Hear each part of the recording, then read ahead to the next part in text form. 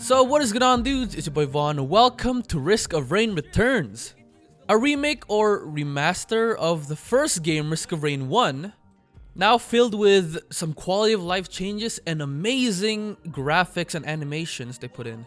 Now this type of video where I do a voiceover and then the gameplay happens in the background and there's music, this is the first time making it, so if it's kind of trashy and weird to you guys, I'm very sorry. It's my first time making something like this, so I'm very sorry. So, Risk of Rain Returns came out on November 8th, 2023, the day I am actually recording this, getting the footage for the gameplay and also doing the voiceover for. And as a person who literally played it for 65 minutes, an hour and 5 minutes, I'm here to give you guys my review on it. I know getting a video out as soon as possible and having only 65 minutes of gameplay on the game might be like very selfish of me. But I'm actually very happy in how Risk of Rain Returns came out. A lot of people who played Risk of Rain 2 and heard about Risk of Rain Returns might not agree because this is a very, very difficult game. I'm just gonna say, if you came into Risk of Rain Returns and thinking of a Risk of Rain 2 type of experience, just throw it out. Risk of Rain 2 stuff, throw it out and just remember the lore and the items and play Risk of Rain 1 or Return, sorry, as a new game. I actually played the first Risk of Rain just so I can know how to play Risk of Rain Returns when it came out. And to tell you guys, as someone who's been only playing Risk of Rain 2, transitioning over to 2D Risk of Rain was so difficult. I'm not saying I'm gonna quit Risk of Rain 2, I'm just saying so I can learn the game, you know? But if you're gonna go into Risk of Rain 1 or Risk of Rain Returns expecting something like Risk of Rain 2, no, they're completely different games.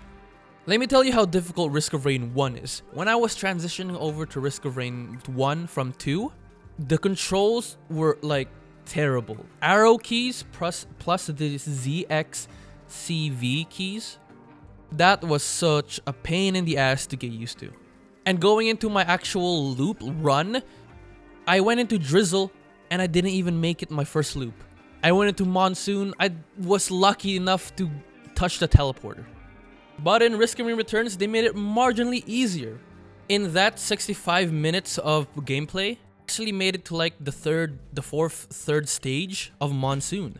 A very big difference in making it to the teleporter in Risk of Rain 1.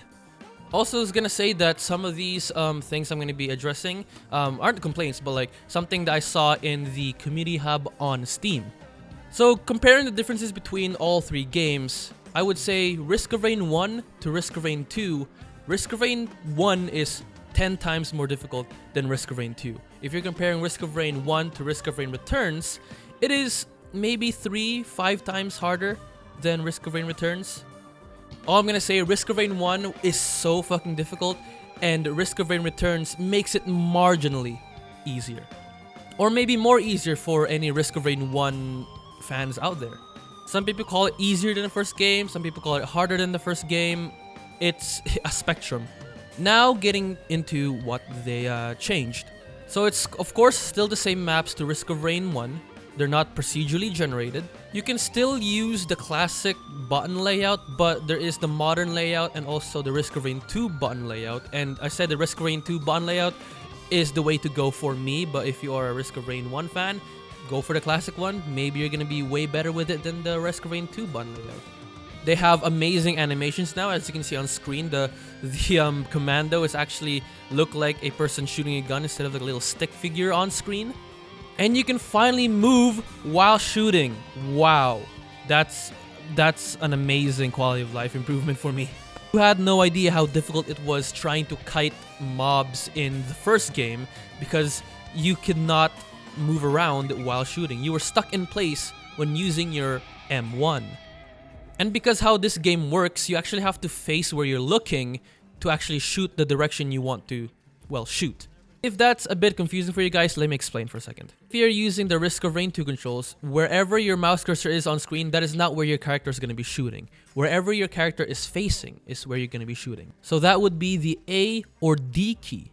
As for quality of life improvements, that is the only disagreement I have on this game, where you cannot shoot where your cursor is facing. You have to use the direction keys or your A and D keys if you're using the Risk of Rain keybinds to shoot where you're facing, and that is very like confusing for me as a Risk of Rain player. I'm not used to that aiming scheme. I'm used to the Risk of Rain 2 aiming scheme. But maybe that's just me, and maybe that's just skill issue. And a lot of people actually would somewhat agree with me. And because this was like a remake remaster, I thought they would make it so you could finally shoot vertically. You know, shooting upwards, downwards, in an angle. Trying to hit the wandering vagrant, jellyfish, and the mabon worm is such a pain in the ass. But who knows, maybe modders out there are already trying to make a mod so you can shoot vertically and shoot where your cursor is facing. And if so, I'm gonna download that mod as soon as possible. While making this video, I'm also scrolling through the community hub. One of the things I saw was bustling fungus, bungus. I also encountered this problem, and so did everybody else, and apparently it's intentional. Bustling fungus, or bungus, basically is an item that heals if you are standing still. If you are shooting and standing still, you'd be able to heal if you are in Risk of Rain 2. But in Risk of Rain 1 and Risk of Rain Returns, standing still while shooting will cancel the effect of bustling fungus. I kind of wish they would change that as well, but if it's from the last game, or sorry, Risk of Rain 1, then I guess they can keep it in. So to mention, now in the menus where you select your character or you select your difficulty, there is a intensity option where you can up the intensity of your damage or up the intensity of how much damage you take, so it makes it easier for you. But that kind of defeats the point of, you know, difficulties like drizzle, storm, and monsoon. It's like basically a built-in artifact of glass. I decided not to touch it because I'm very susceptible on changing the game settings to favor me, and for the sake of me getting better, I decided not to touch it. The AI has been changed. Yes, and that's what made some people say the game a bit harder than Risk of Rain 1 instead of easier. In Risk of Rain 1, certain mobs like the Lemurian here on screen could not actually step up into levels of the floor. As you can see on screen, there's a little dip there on the floor. If a Lemurian were to spawn in that little dip, it could not go up into any levels. It would be stuck there, and now Hopu Games, or whoever developed and did the AI, changed it so they can now jump up into higher levels and use the ropes. And I feel like they should have done that with most monsters, because the Elder Wisps and the Wisps still aren't able to go up levels. So is the Mushroom, the Crabs, and the Golems. Another one is using the up arrow key or the W key as jump and also climbing rope. A lot of people said that that was in the Risk of Rain 1, but it is also in Risk of Rain Return because it's gonna be in the accessibility settings somewhere. Y'all just don't know where to look, and also I think it's fine having the space button as your jump because that is what I am used to. Looking through the Steam Community Hub, a lot of people, well, not a lot of people, some people are getting some crashes. People who have the eShop on Switch can't find the game on it, and it's also crashing on Switch. I saw that someone who was playing on Steam Deck got 5 hours out of the game before the Steam Deck ran out of power. I guess that's pretty good. The game itself is very faithful to the Risk of Rain 1 formula, and with some addition of Risk of Rain 2 in there, like unlockable alternate skills for survivors, their skins, and the items from Risk of Rain 2. Prismatic Trials was replaced with Providence Trials, leading to some unlocked skills for the characters. Haven't unlocked it yet, so I don't know what happens in them. So Risk of Rain 1 enemies were very spongy and very strong, where Risk of Rain 2 enemies were a bit in the weaker side but has the capability of one-shotting you.